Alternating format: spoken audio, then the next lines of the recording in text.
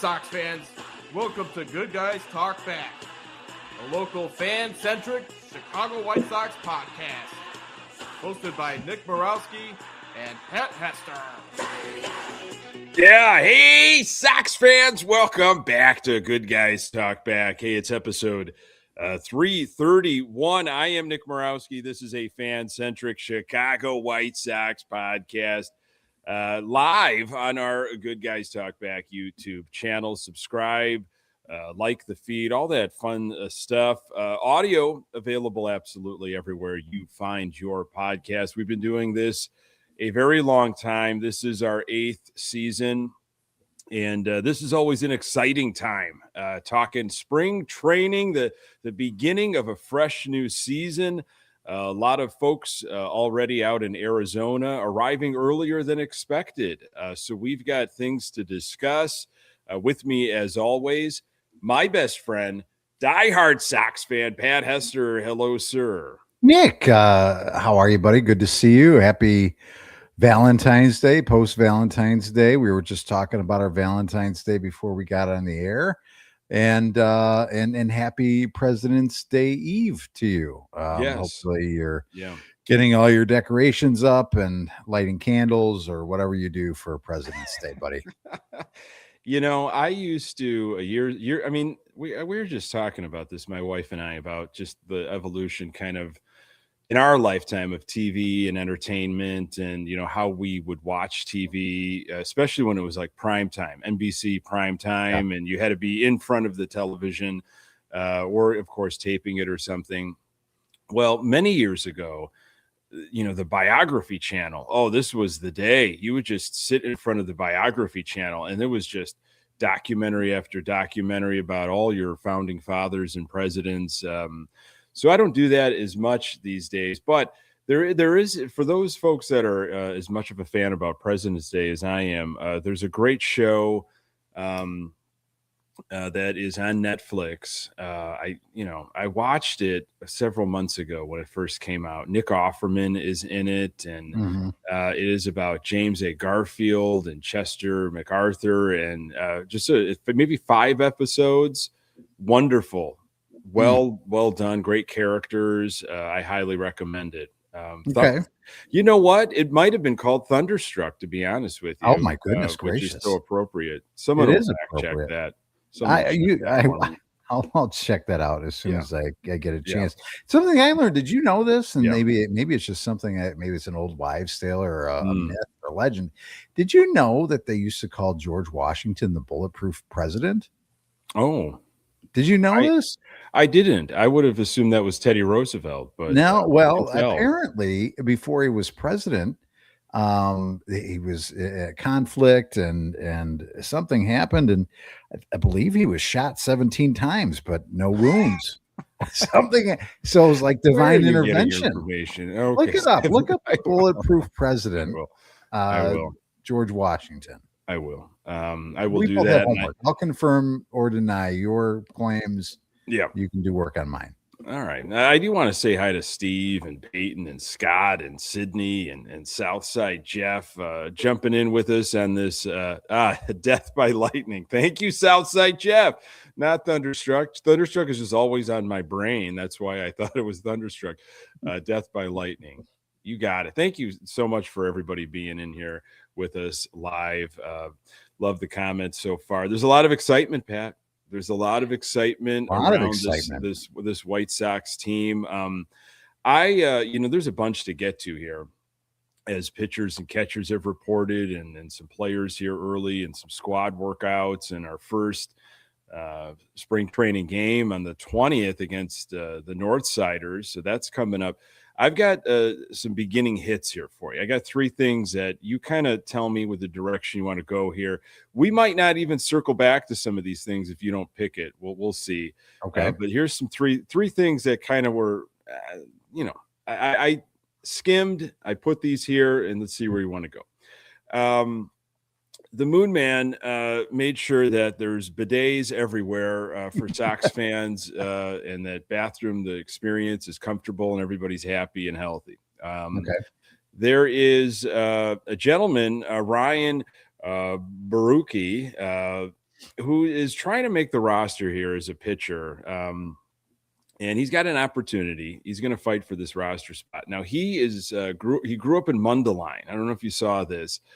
Grew up in Mundelein and grew up a White Sox fan. And there was a big to-do by the wonderful Chuck Garfien, who is always right all over these local flavor stories. He grew up a Sox fan, and he still calls it the Cell. And that was some big stuff I saw on social media the last week or so. And then the last of three was our GM, the appointed one, Chris Getz, was confused over Luis Angel Acuna about the ability for him to be a switch hitter. And he was calling the switch hitter multiple times. And in fact, Acuna is not a switch hitter. So one of those three things we can start with. You know what? I'm surprised you didn't go with Slugger Jim. Jim told me that, I did see that. maybe you wanted to discuss that for the next 55 minutes. The legend. And the other one, and Mr. Zero, Shingo Takatsu is back at camp. That's true. I saw that. As a member of the media. So yeah, I mean, I had those two down as possibilities that you may go, but I'll put those off for maybe next week. Yeah, let's write that okay. down. Yep. I'll put that down. I think let's start with the Acuna stuff because I think it's I guess you would say maybe a little bit on brand for the White Sox. Listen, if I think I was listening to White Sox Weekly and listening to the great Jeff Meller with ESPN Chicago kind of breaking this down earlier, and I think because they are, carry the White Sox games, they may be a little bit White Sox apologists. But I did agree with his assessment that if you maybe weren't a big fan of what Chris Getz has done to this point, maybe you this is another thing to solidify and poke holes in maybe the way he's run things and say, see, this guy can't even decide whether a guy he just traded for is a switch hitter or not. And he's more than once talked about a player being a switch hitter. I would put it more in the category as a gaffe, and I don't think that they weren't going to trade for Acuna, whether he was a switch hitter or not. I don't think you look at his skill set and you go, okay, everything looks okay, but he's got the switch hitter, so let's make that move. I think his skill set was more than that, and that would have been icing on the cake. And I look at it more as just maybe a mental lapse or error, or I don't know. I don't put a lot of stock into it, to be honest with you, Nick. I don't know where you're at on it, if you're holding Chris a little bit to a higher standard, but this really didn't move the needle for me in terms of I'm going to, go after Chris Getz and say he's a moron, because I think I've liked a lot of the things that he's done. Well, I think you should be able to know if a guy you just acquired was a switch hitter or not. True. That tells, so I'm not going to, we've got more important things to talk about, and there's better things to discuss, but that was a little, I did have to scratch my head on that well, then who made that decision? Because if Chris Getz really made that decision and zeroed in on that player and focused on that player coming back to us, you would know that's not a switch hitter. Yeah. So to me, that tells me he was not very involved in this situation, and that there were other folks that were handling this. And then he just was kind of caught up to speed with names and to highlight his versatility and talking multiple times. What was it? 4 or 5 times that he was caught on camera talking about him being a switch hitter. That's just a little, that's more than unfortunate, because that to me, it's a bad look. It's a look of you're showing your hand, White Sox, if you weren't already, that Getz might not be as involved as we think he's involved. And you would know that would never be in a mistake like that. Mm-hmm. And again, I think it doesn't bother me as much because I like the direction that Chris has gone with a lot of things and the decisions he's made. And a lot still, remains to be seen in terms of finalities and and how it all will shake out eventually. But, I like the direction he's gone with a lot of things, with the players that he's decided to bring in, and really turning a staff around in an organization, hopefully pointing more in a direction that works in modern day baseball. So, again, it's not excited about it. Not glad that our GM doesn't know if the player he acquired is a switch hitter or not. But it's more of a, I'll put it like as a boo-boo. That's a little bit of boo-boo for me. I'm not, it's not a massive head wound. Good comment. Some really great comments coming in.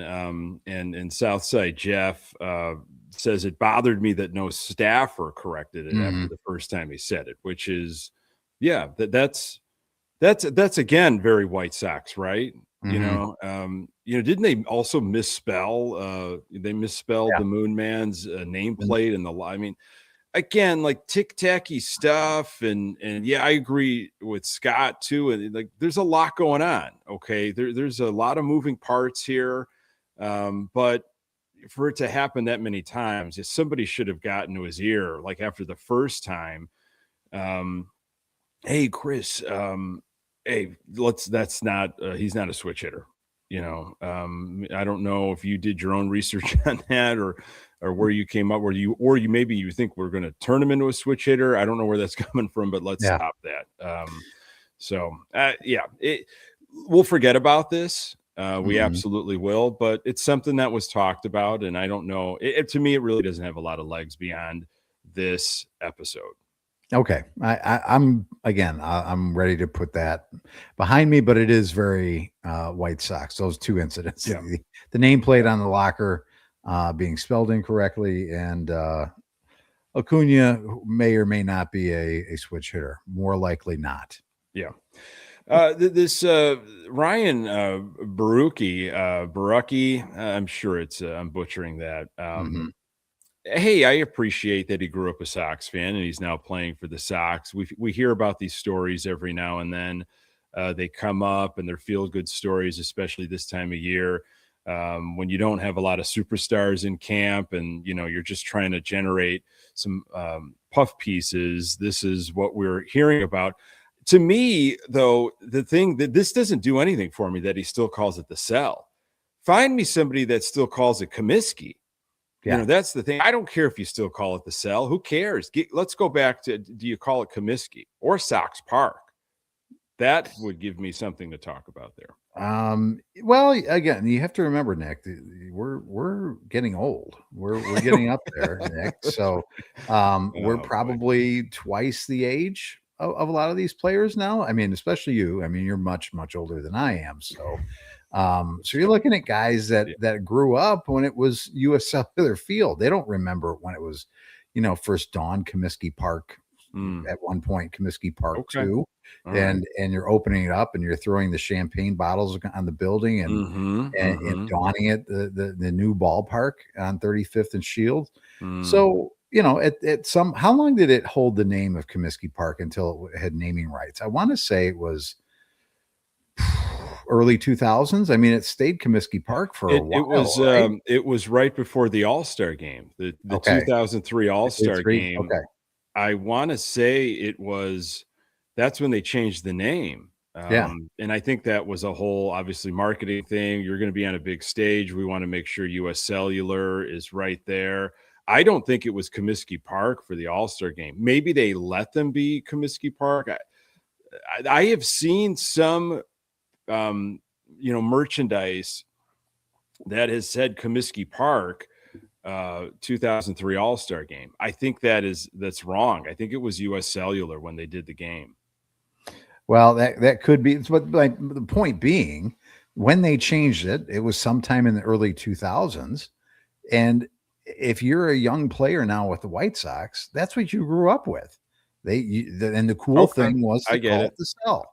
So I'm not going to hold it against a young kid that never knew what it was called before then. Now, you're going to tell me that he should have done his homework and watched the history of the Chicago White Sox DVD that I have in my house and learned all about everything about White Sox. but I don't know if kids these days do that kind of stuff either. Like, I don't know if they're really investing a lot of time. If Schriffen didn't, these kids aren't doing it. Well, that's true. So, I mean, look at us, get off my lawn type of guys. These kids these days.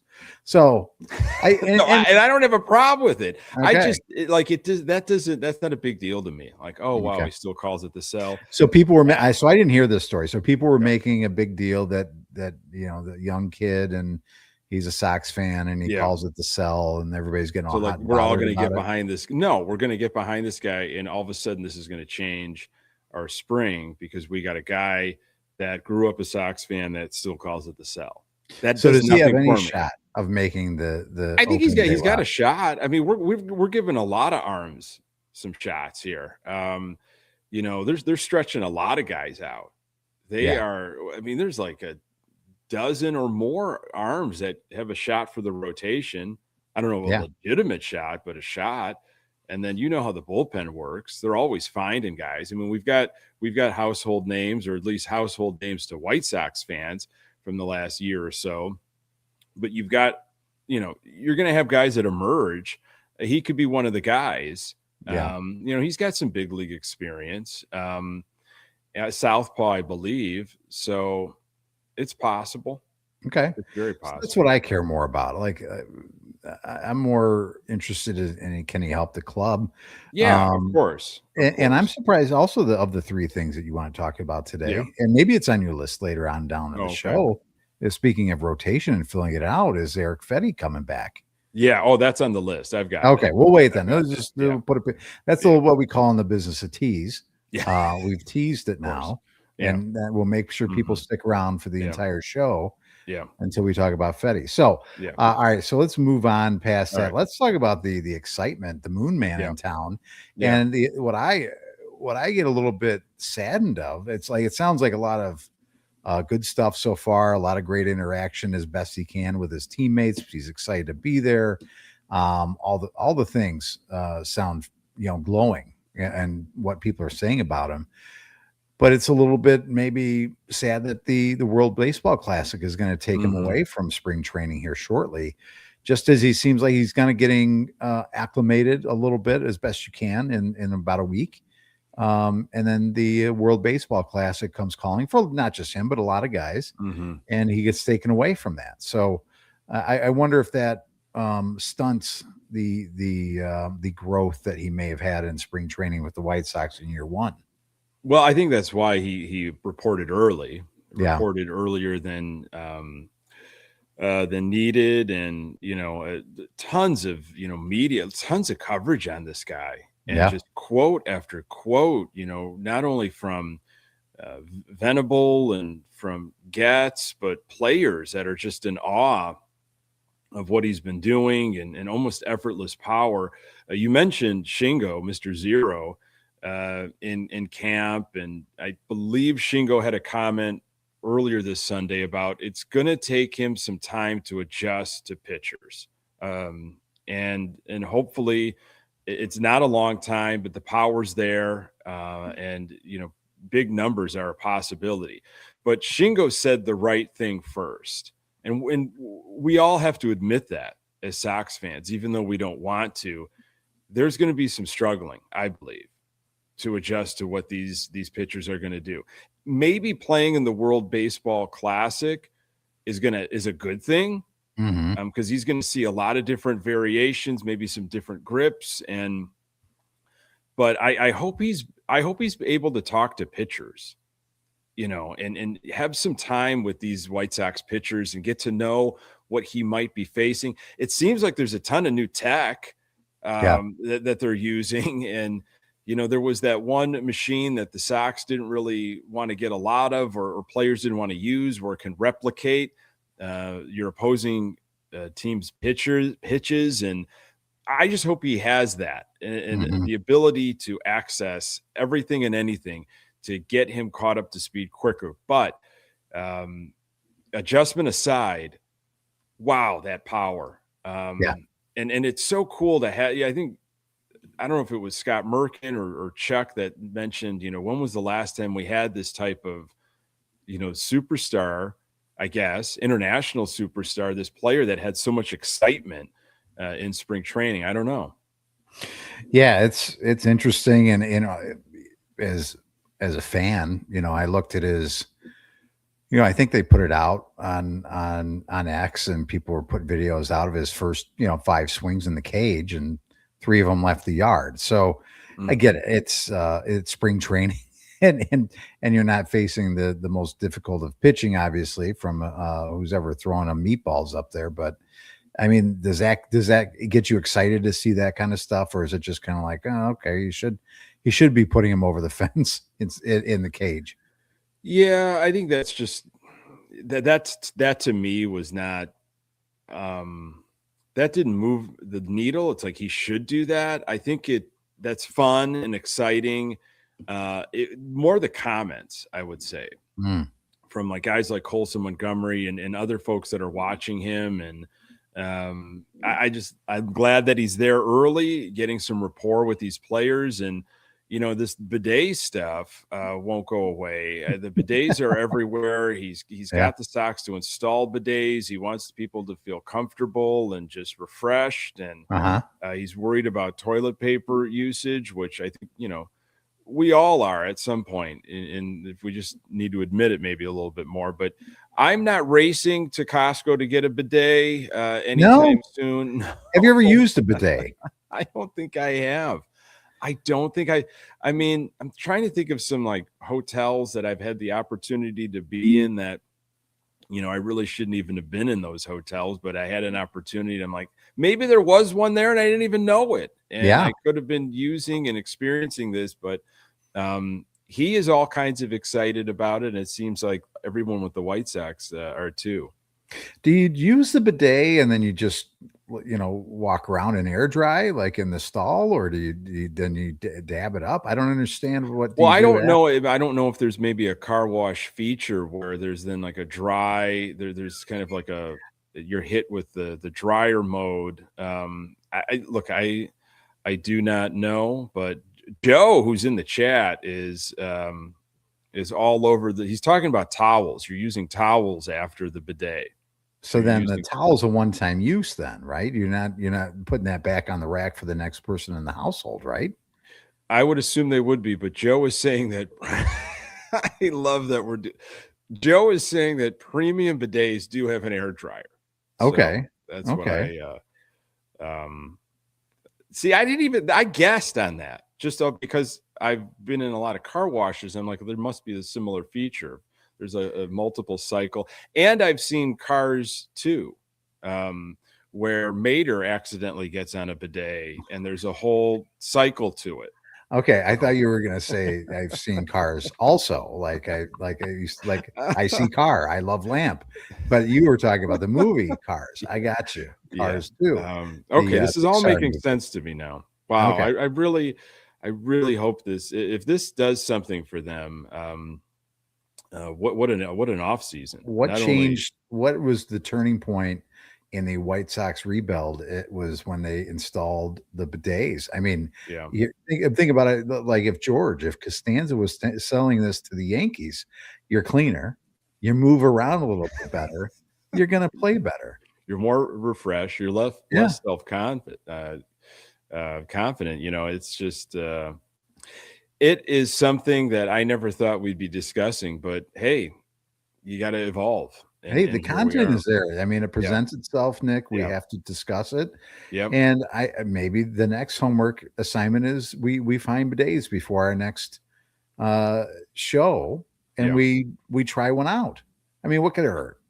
Yeah, I know there's I know there's some podcasts and some folks that have done do hot tub shows. I think we could be on the forefront of a bidet podcast where we're just sitting on bidets, doing an episode maybe around opening day or something. It's a thought. Okay. Well, I'm into it. Let's try it out. And we'll see if our buddy Mark can install it. I'm sure he will. Here, Getz is not talking about bidets, but he is very excited about what he's seeing so far. This was a quote earlier this week from Chris Getz. We've got flexibility. We do. We do feel good about the group we have in here. So much of this year will be the continual development of the young players we have on this roster. Gets that obviously we added players like Moon, Sean Newcomb, who have all had an interesting story to tell. We are confident that a lot of players we are bringing in from outside the organization have a chance to really impact the Major League club in a meaningful way. It's a team full of young players with some veterans that when it comes together, a lot of good things are going to happen. I am hearing a lot of hopes and ands and ifs and buts in that. But I do think that the chemistry, from what I talked about last episode after Sox Fest, the chemistry is there. Guys seem to really like playing with each other. They're, coming up at the same time. I don't think there are a lot of superstars or a lot of egos or a lot of cliques. Guys don't know any better right now. They're all fighting for different positions, and I think they're pushing each other in positive ways. And then, sprinkling, nothing too exciting at all, but sprinkling in a couple vets to check boxes. I think Moon is probably the most exciting, of the acquisitions based on the potential. But vibes are important. I think we've underestimated vibes. We've talked chemistry, you and I, a lot, and I talked, about the team chemistry with some of the folks we had a chance to interview, Connor McKnight and Len Casper, and they see it too, and they're seeing it on a daily basis, and they're talking to these guys, and you could see when guys feel like they like each other and are playing well with each other and kind of speaking the same language. And I get it. It doesn't translate into the metrics that we are accustomed to right now. You can't put a war on that directly, but indirectly, there's something about guys gelling, and we saw it down the stretch. And so Getz isn't saying anything that I don't think we've seen or are seeing right now or hearing about. Yeah. It's pretty evident to me that there is a vibe at camp, and early reports and everything you got, from your time and discussions from going back to Sox Fest seems like it's a group that wants to be around each other and wants to push each other and motivate each other every day. What I took out of what Chris Getz said, as you read it there, I listened to it live, and I think it was the great Bruce Levine who asked him the question about flexibility. And it almost seemed to me like it was a throwaway. Like, I better say that we do have flexibility because I don't want to say that, no, we're done type of thing. It did seem a little bit to me like a, sure, we have flexibility. Yeah. If we see something, there was no, I would love it at one point if he said, we've got a ton of flexibility and we can't wait to flex that muscle on the right player to make us a contender. Like, that's what I'm waiting for, Nick. The very passive, the very, we'll see, like you mentioned, the ifs, ands, and buts and maybes and we'll tries. I'm really looking forward to the day that the answer comes back as we've got financial flexibility. We're ready to pounce on the next player that's going to put us over the top type of thing. Maybe I know I'm getting ahead of myself, and I know I'm getting impatient with where we're at. But I really hope the 100 loss seasons are a thing of the past for quite some time for this team. And when you have financial flexibility, it just, and again, I'm not sitting here also telling you these are the 3 or 4 guys that we should be looking at and overpaying to bring them in here. But boy, I'd like a stronger answer, I guess, is what I'm saying. And again, I've liked what Chris has done, but maybe that just comes with the territory in the position. Yeah, again, it's all lip service too until it actually happens and you've signed somebody. But you're looking for him to say, it is nice having a lot of youth, a lot of flexibility, a lot of depth, and we've got exciting guys that we can't wait to take a look at. But we know to take the next few steps, we need superstars in this clubhouse. We need to go and we need to get and flesh out this roster for our stretch to maintain dominance in the AL Central and beyond. And we Mm-hmm. know we have to do that. We're aware of that. And, when the time comes, it is going to happen. Yeah. And he's not going to say that kind of stuff, but that's what you want. Which, I want to ask you this before we get, too late into things, because as more players are starting to show up to their respective clubs, you're hearing from guys like Manny Machado and Bryce Harper, and they're weighing in on the Dodgers and what the Dodgers have done. And we know what's coming after the season. It is going to be a battle. Owners want that salary cap. Players absolutely do not. And you're hearing from some of them already. If you haven't already, it's happening. So are you, how do you look at the state of baseball right now?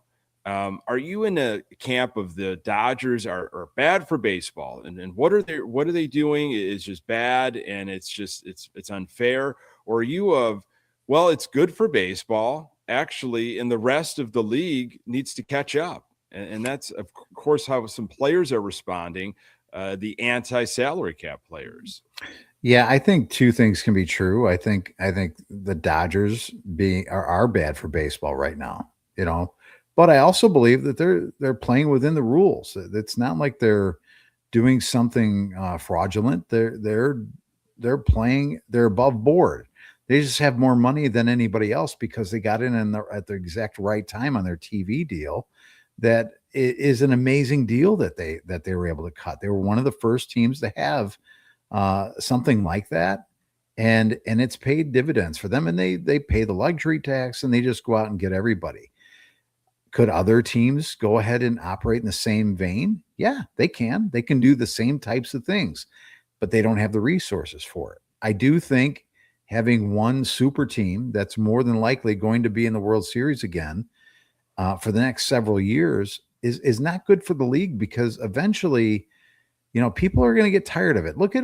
If you look at it from like a football dynasty perspective, and again, easy when it's not your team, but when the Patriots first beat the Rams, the first year Brady won a Super Bowl, they were the darlings, right? Because nobody saw it coming, and it was cute. And then they repeated. After a while, people hated the Patriots, and I know you, as a humongous Dolphins fan, you hated them anyway. But I mean, most people that were just casual football fans couldn't stand seeing it anymore. And I think it's good for the sport, any sport, to have some level of parity. And I think now, not that they didn't have parity before, but at least in football, you have a lot of worst to first type of stories every year. You have, changing of the guard at times. The teams that have the top quarterbacks are typically going to be there and have a shot, right? And they're going to be knocking on the door. But I don't think people want to see repeat championships all the time. I think that it would do baseball best if there was some type of salary cap, a floor and a ceiling. And I think you can still have a successful league if you do it that way. I think what's hurt the NBA is the way they have to do crazy things with matching salaries on trades, and the way that league has become is there's so many teams in the middle, like the Bulls, and they can never get out of their own way. And you have to do these long tanks and pray for a lottery type of situation. So I would like to see baseball go to a salary cap that you have to at least spend to a certain level, because that would get teams like, well, frankly, our White Sox, the teams like the Pirates, teams like the Rays that continually spend on the low end. Now, the Rays have done it in a good way usually, and they've been able to compete and do very well because they're such a good organization typically. But you should have to spend to a certain level, but you can't go over a certain level. And I think that you would create a little bit more and maybe take baseball from a very regional sport to being back to somewhat, maybe you'll never get back to the glory days of being the national pastime, but getting it back to something that people care about from a national perspective. Yeah, great points. There was a little blurb that someone put out on social media about the percentage of money that's reinvested, that each franchise reinvests. And of course, the Sox were way at the bottom. And again, it's skewed because of things like TV deals and stuff like that. It's not necessarily apples to apples, but I would love for there to be a mandate of you have to reinvest this amount. You cannot go below this. That's what I'm really aggravated by. The Dodgers and okay, yeah, they're playing. They're no one else is going to do it. We'll do it. Okay, you're not going to, then we will. Yep. And there needs to be some more incentives, or somehow it needs to be done where other teams are reinvesting and they're spending as well, because they absolutely can. It's just enjoy this season. We all need to enjoy this season. Enjoy every Moon Man game, every bomb that he hits, the joy and the fun of Teal and Caro and Mydroth, and hopefully we get to see Schultz and Smith at some point, and they can contribute. Just enjoy it, man, because it doesn't look good after this season. So that's going to be my attitude going into 2026. I don't know if you saw the Pacoda number now is at 69 wins. Hello. Happy Valentine's Day. Yeah. Dear me. Oh my. 69 wins for our White Sox. You're still saying over, right? You're still sticking by your 81 and 81, I assume. Yeah, I am. Right. I would hammer that 69 over and over again. Hey, now, baby. I should stop. My mother may be listening. Oh, that well, would be embarrassing. Not anymore. That's it. We lost a subscriber there. I'm saying over on that. I was over on the 66 or whatever they were at. I'm over on this. Again, it doesn't bring me any joy to say, oh, I think they can win 72 games. They're still losing 90. All right. It's a hell of a jump. Again, I wish we could say that there's going to be competitive baseball in September. I don't feel it. Anything can happen. Okay. I'm going in with a positive outlook. My positive outlook is enjoy this team, enjoy this season, try to really appreciate as much White Sox baseball in general as you can, because we don't know what's going to happen after this year, but that I do feel better. I feel I could say 74.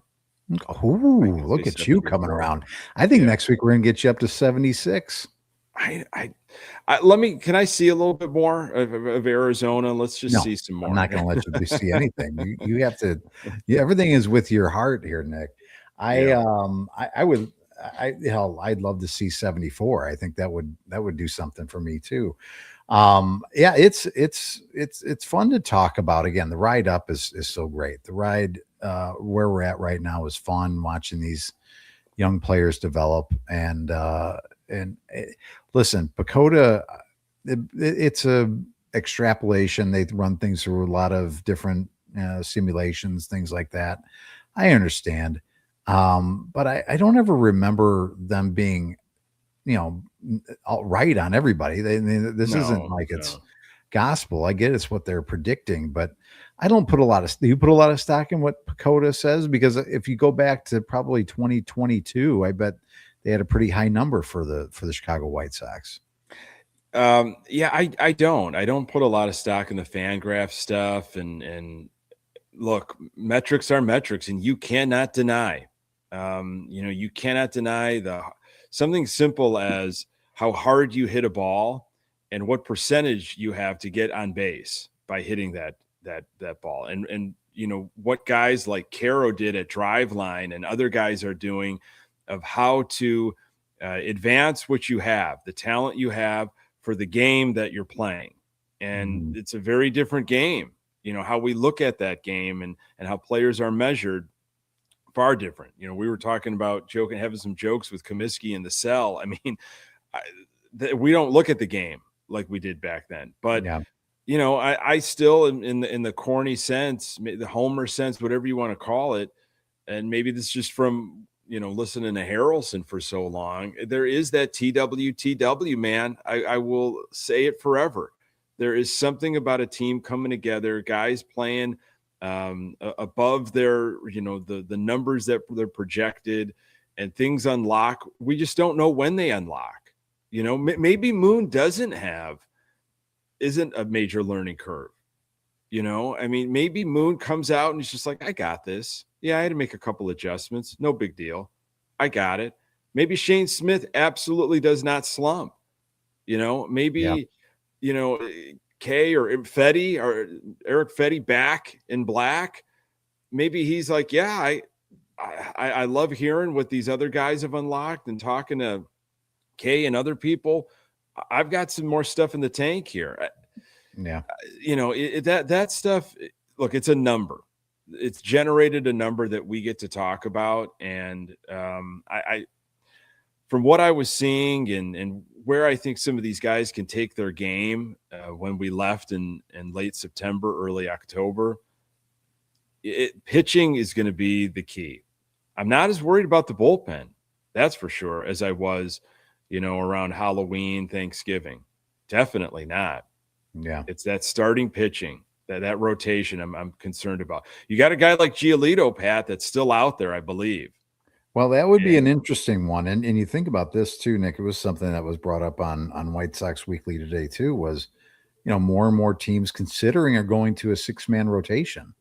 Is that something that you would entertain to try and, keep guys as fresh as they can be throughout the season? Because, and I think the stat was, I've mentioned it before, typically you're going to have at least 9 to 10 guys start throughout a year anyway, just because of injury or bringing guys up. And this doesn't mean they're long-term answers, but you at least have 9 to 10 guys that are going to be in your starting rotation at some point during the 162 games.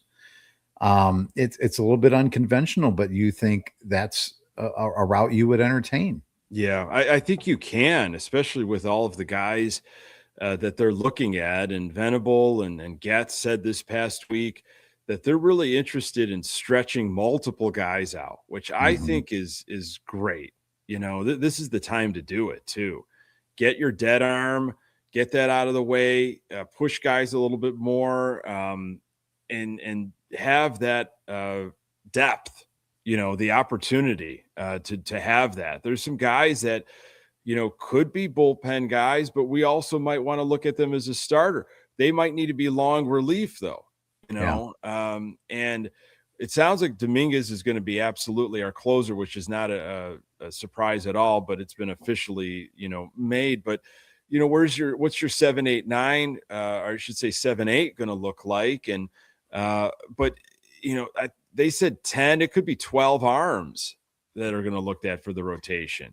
And it might be unconventional to say 6, but with this type of team and the way we see injuries, and I say, why not? If you put on your manager hat, Nick, I'm going to grant your wish. You're the new manager of the Chicago White Sox. You're managing a 6-man rotation. Are you trying to go back to, again, assuming guys are having a good game, are you trying to keep guys into the 7th inning then? If knowing that they're going to have that additional time off, are we trying to now keep our bullpens as fresh as possible? Because I feel like it's gone a complete 180 from when we were younger, obviously with pitching and guys going only 4 or 5 innings, and you are really putting a lot of wear and tear on a bullpen. So is that the idea, do you think, or is it still, no, we're just looking to get 5 out of people, even with a 6-man rotation? I would love to get starters into the 6th with hopes for 7. That's not going to happen at the beginning of the season, though. It's just not. Even your guys that could give you 7 or 8 might not necessarily right off the bat. It's an early season, the cold weather and everything. It's you do have to log a lot of innings. You as in a relief corps in a bullpen world with how they treat starters. You know, it's almost like things are flipping, you know, the problems and the injuries and the issues that you might have might not necessarily be from your starters now. It's going to be from your bullpen guys because they're logging far more innings, you know, than traditional. But if you stretch guys out and guys were starters in another world and, you know, they've got the arm strength for it, but you'll hear other guys like Liam Hendricks and other closers and bullpen guys just when you don't have a lot of innings or pitches to have to throw, like your velocity is different. You're throwing harder. You know, your stamina is different. So I like what they're doing with stretching out a lot of guys. Let's just say that. And having flexibility and opportunities. You know, I'm not wowed. You know, I'm really curious about what Shane Smith is going to do in his sophomore year. You know, he had a chip on his shoulder last year as a Rule 5 guy. He was out to prove everybody wrong, and he did, which was awesome to watch. Is he still hungry? You know, is he still got that chip? I hope so. But you got other guys like Anthony Kay. He's got a chip. He's like, okay, I'm back in the bigs. I'm going to show you what I got. You know, Drew Thorpe. I would love for the Drew Thorpe story to go well. It sounds like he's got, you know, some arm issues that are lingering. You know, strength looks good in his arm, but just some wear and tear. That's really sad. Getting the guys like Jonathan Cannon, remember him? Yeah, I do remember Jonathan Cannon. You know, I don't know what to make of Jonathan Cannon, but the two big names that are not even going to be in the starting rotation pad at the beginning of 2026 are Schultz and Smith, Noah Schultz and Hagen Smith. These guys that I think have the attitude of they want to come out of Arizona in the starting rotation. And that's already been kind of put to rest as no, that we're going to be patient with these guys as they should, but you'll see these guys in 2026 and they hopefully will have an impact. That's exciting to me from a pitching standpoint. Yeah. Again, it's just about kind of trying to find out who's going to get the innings, right? And who's going to take up a lot of innings.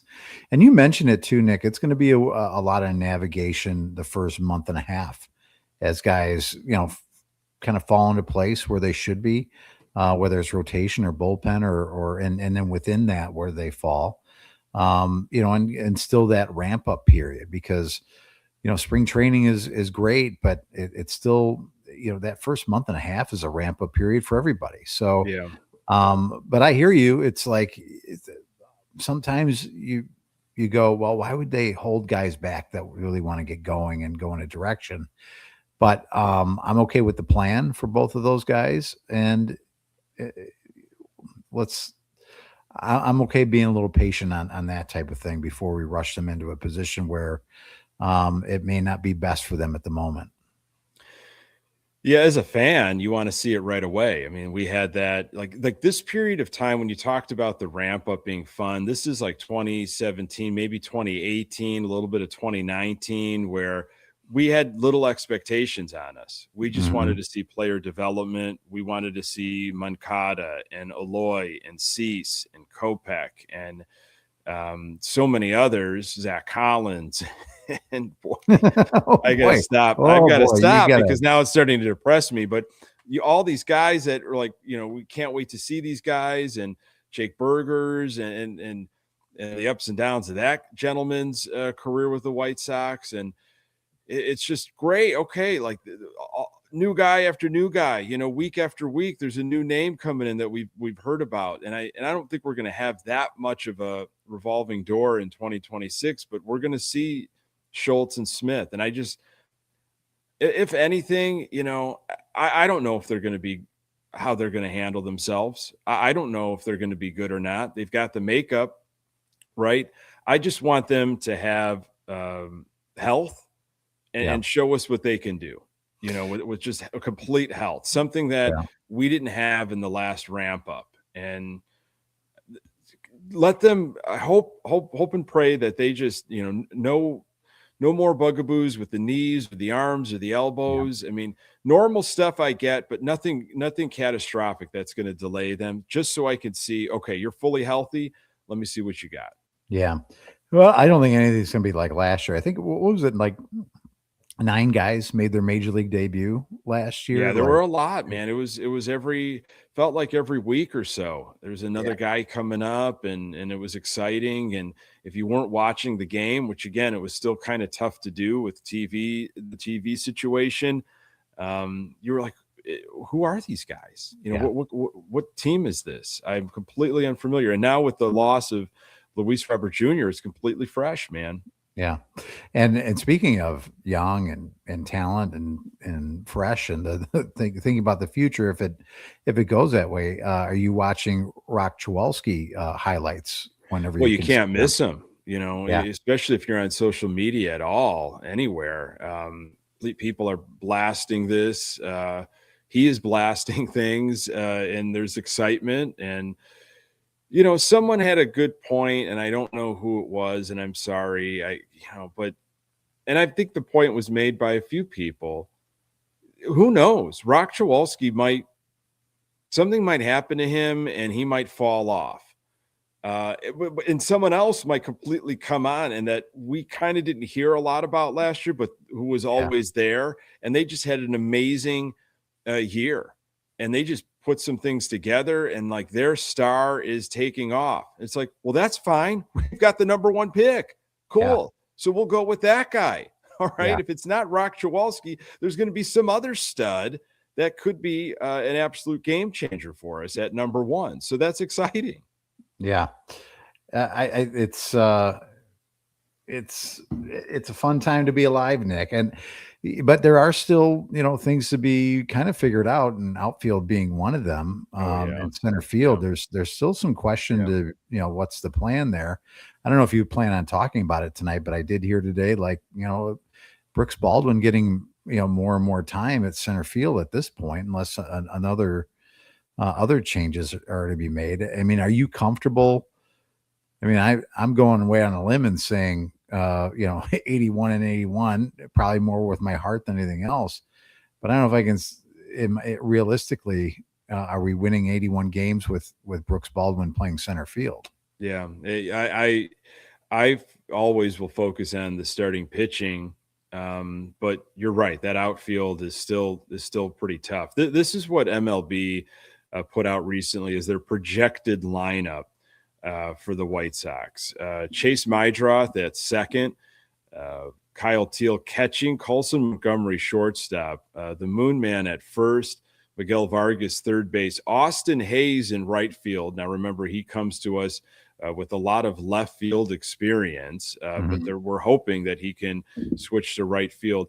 Benintendi in left, whether we like it or not, Caro DHing, and Brooks Baldwin at center field. But with this whole stuff with Acuna has said, look, I'm comfortable in center field, even though there's been a lot of infield experience. Well, he's flexible. He's flexible in anything. Well, didn't Tim Anderson log some center field time? Yeah, I think Alexi Ramirez. Yes! He started a season, I think, in center field. He was on an opening. There was an opening day where he was in center field.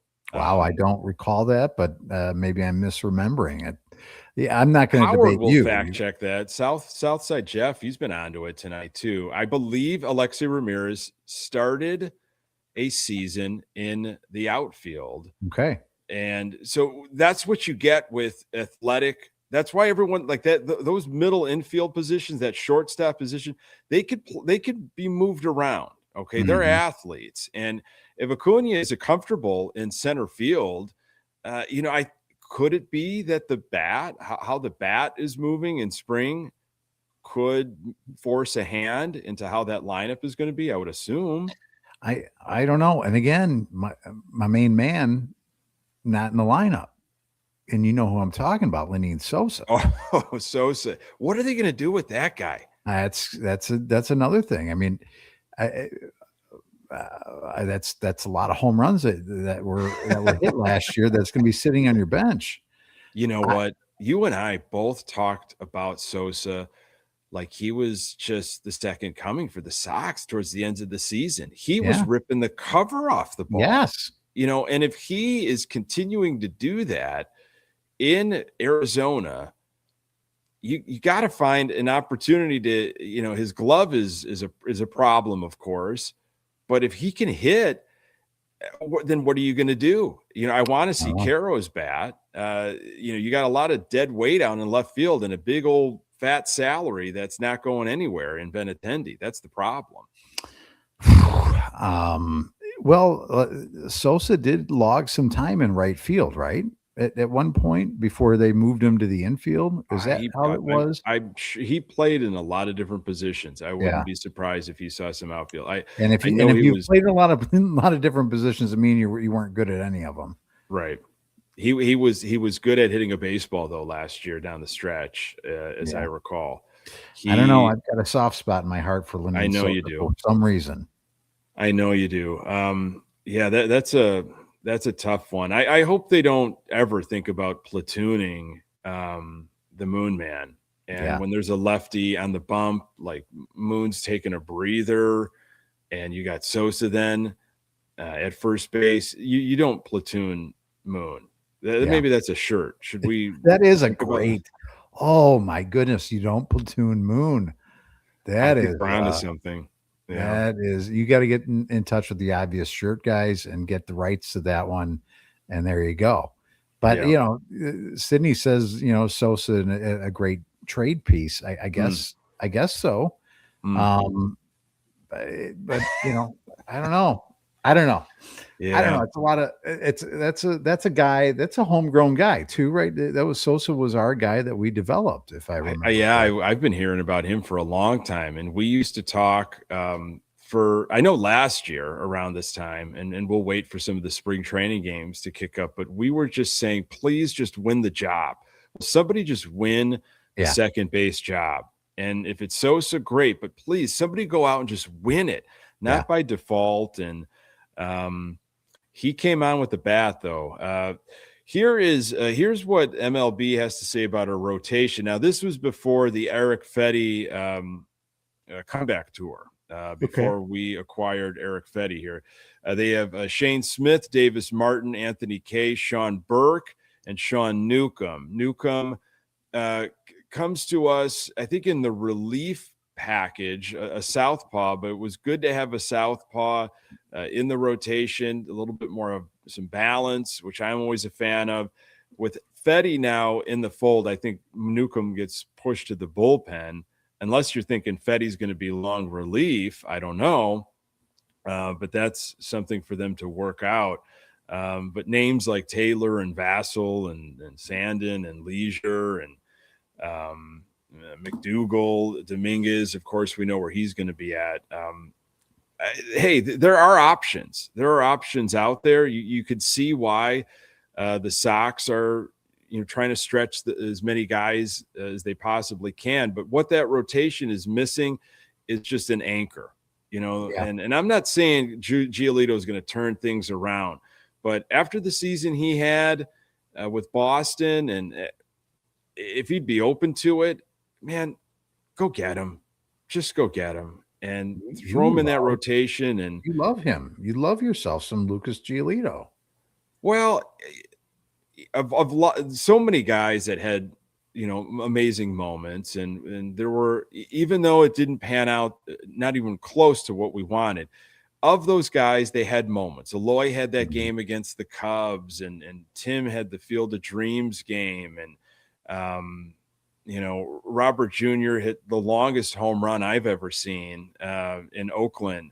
And in speaking of Oakland, Giolito, he had that no-hitter that a bunch of cardboard cutouts saw, which was insane. But that game against Oakland, that stare, that look, I mean, there was just something about him when he was right, if he'd be open to it, and the Sox actually want to spend a little bit more money, which probably isn't going to happen, boy, it'd be nice to add him to the rotation. I wonder what he would go for. And I'm curious of why he hasn't found a home yet. With as many teams that probably need starting pitching, he must be asking a high price for.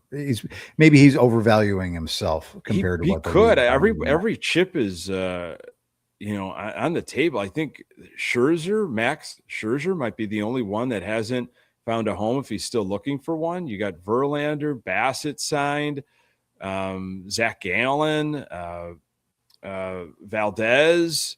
I mean, Detroit is not that Verlander put them over, but that Valdez deal, man. Mm. And I don't know how long they're going to have Scooble for.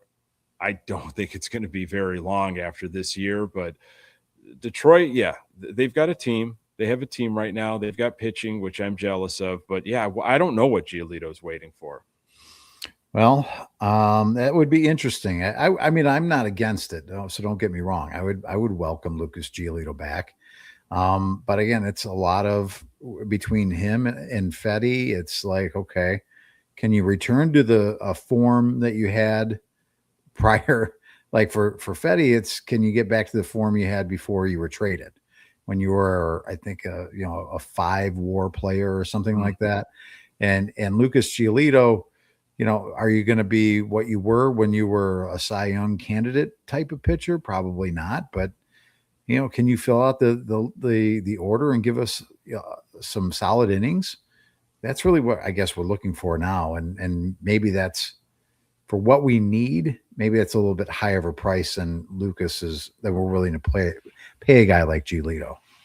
Yeah, Jeff made the comment in the here on our live stream that does Giolito come back after Getz? The Getz lab has been shut down. I think Katz lab. Katz lab went to Houston, I think. So that, yeah, if Giolito wants to follow Houston, I'm sure could look for some pitching. But to me, a Giolito reunion is far more excitable than the Dallas Keuchel. When we brought Dallas Keuchel in, we had lost out on a couple of arms that we were looking for.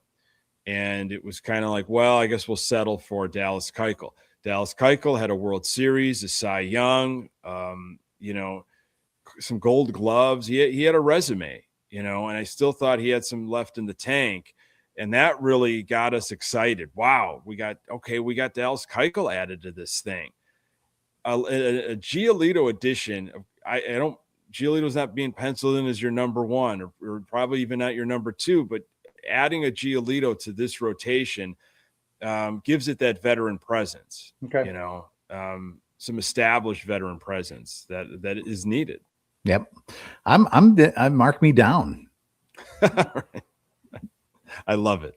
I love I love all of the excitement in the chat too tonight, man. It's been fire. You could tell that, we got some Sox fever here in this mid-February. You got your first Cactus League games happening very soon, and we'll lose some players to the World Baseball Classic, but that should be an exciting. I really enjoyed the World Baseball Classic last time it was run. That was where Tim Anderson and Team USA was having a moment. Yes, playing second base, if you recall. Where is my man Tim Anderson at these days?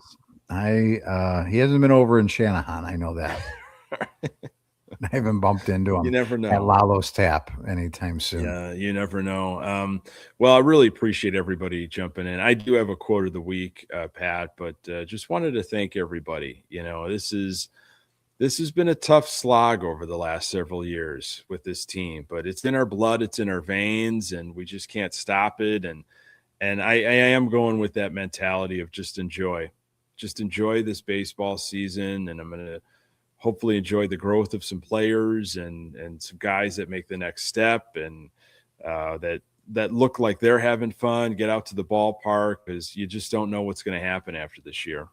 I'm with you. I actually was driving around my car almost trying to talk myself into getting the app this year. So, okay.